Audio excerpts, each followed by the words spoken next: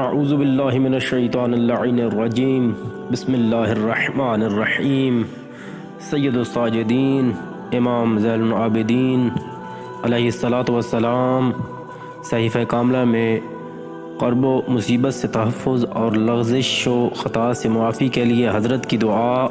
اے میرے معبود، میرے دشمنوں کو میری حالت پر دل میں خوش ہونے کا موقع نہ دے، اور میری وجہ سے میرے کسی مخلص و دوست کو رنجیدہ خاطر نہ کر۔ بار الہ،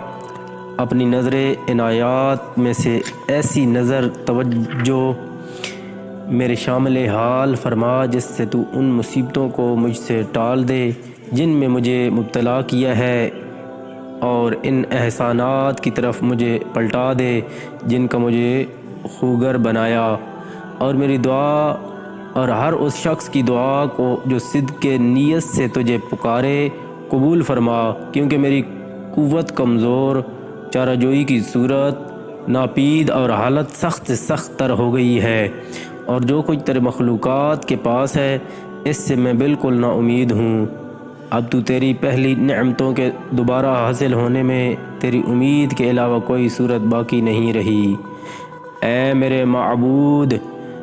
جن رنج و آلائم میں گرفتار ہوں ان سے چھٹکارا دلانے پر تو ایسا ہی قادر ہے جیسا ان چیزوں پر قدرت رکھتا ہے جن میں مجھے مبتلا کیا ہے۔ بے شک تیرے احسانات کی یاد میرا دل بہلاتی، اور تیرے انعام و تفضل کی امید میری ہمت بندھاتی ہے۔ اس لیے جب تو نے مجھے پیدا کیا ہے میں تیری نعمتوں سے محروم نہیں رہا، اور تو ہی اے میرے معبود میری پناہ گاہ، میرا ملجا، میرا محافظ، جو پشت پناہ میرے حال پر شفیق و مہربان اور میرے رزق کا ذمہ دار ہے۔ جو مصیبت مجھ پر وارد ہوئی ہے وہ تیرے فیصلہ و قضاء و قدر میں،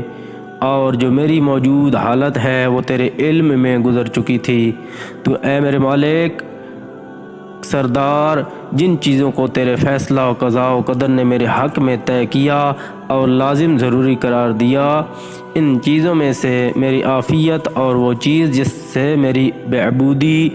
اور جس حالت میں ہوں اس سے رہائی وابستہ ہے قرار دے، کیونکہ میں اس مصیبت کے ٹالنے میں کسی پر امید نہیں رکھتا،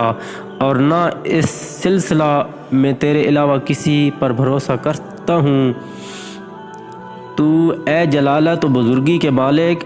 میرے اس حسن ظن کے مطابق ثابت ہو جو مجھے تیرے بارے میں ہے، اور میری کمزوری و بے چارگی پر رحم فرما، میری بے چینی کو دور کر، میری دعا قبول فرما، میری خطا و لغزش کو معاف کر دے، اور مجھ پر اور جو بھی تجھ سے دعا مانگے عفو درگزر کر کے احسان فرما۔ اے میرے مالک، تو نے مجھے دعا کا حکم دیا اور قبولیت دعا کا ذمہ لیا، اور تیرا وعدہ ایک سچا ہے جس میں خلاف ورزی و تبدیلی کی گنجائش نہیں۔ تو اپنے نبی اور عبد خاص محمد صلی اللہ علیہ وآلہ وسلم اور ان کے اہل بیت اطہار پر رحمت نازل فرما، اور میری فریاد کو پہنچ، کیونکہ تو ان کا فریاد رس ہے جن کا کوئی فریاد رس نہ ہو، اور ان کے لیے پناہ ہے جن کے لیے کوئی پناہ نہ ہو۔ میں ہی وہ مضطر و لاچار ہوں جس کی دعا قبول کرنے اور اس کے دکھ دور کرنے کا تو نے التزام کیا ہے، لہٰذا میری دعا کو قبول فرما، میرے غم کو دور اور میرے رنج و اندوہ کو برطرف فرما،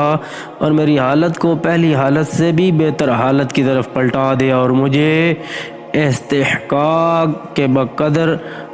اجر نہ دے بلکہ اپنی اس رحمت کے لحاظ سے جزا دے جو تمام